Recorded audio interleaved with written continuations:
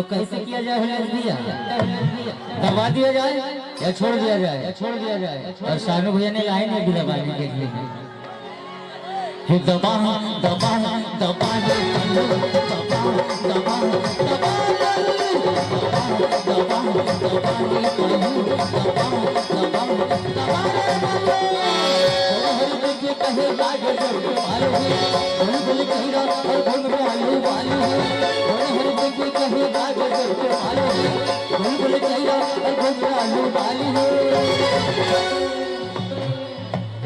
तो कैसे किया जाए भैया?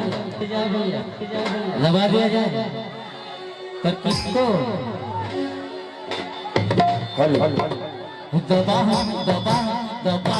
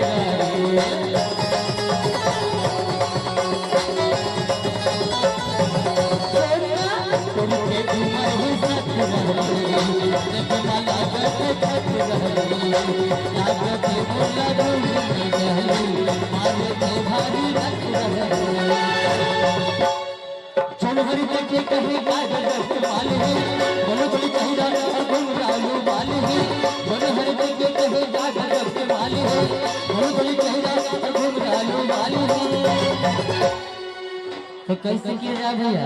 एक बार सामने वाले से पूछ लेते कैसे किया जाए। सभी लोग जोर से बताएंगे कैसे किया जाए। बहुत जोर से दबाया भाई, एक बार फिर से दबाया। दबा दबा दबा दबा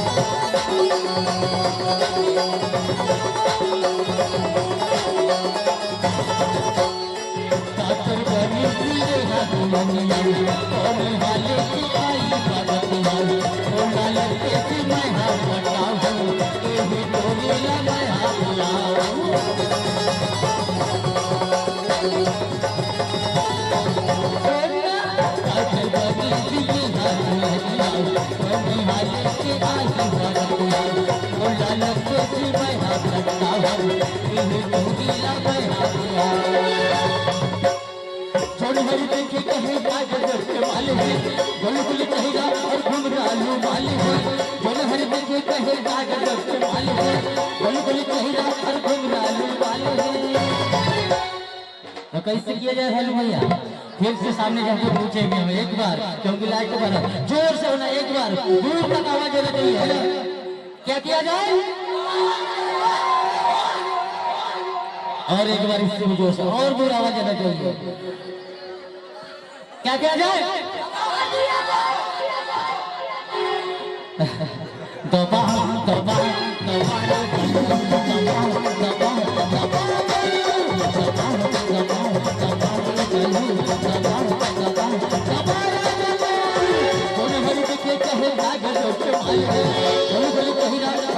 आलू वाली है, हर